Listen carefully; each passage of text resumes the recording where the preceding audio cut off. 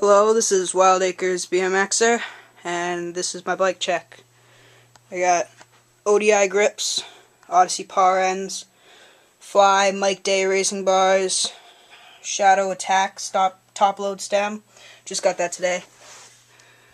Salt integrated headset, Salt forks came stock on the Wheelie People that I got last year. Premium Refuse Resist tire in 20.25.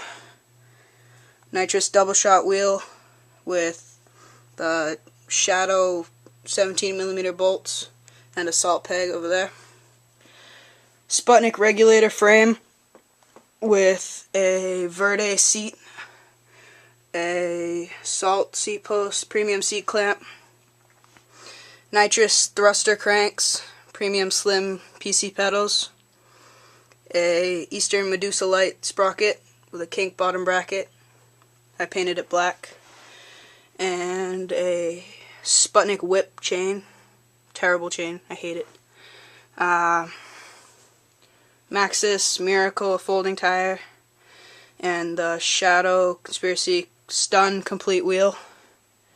Like that. And a salt peg. And here's what the hub sounds like. Alright, that's my Sputnic. Rate, comment, subscribe. Thanks.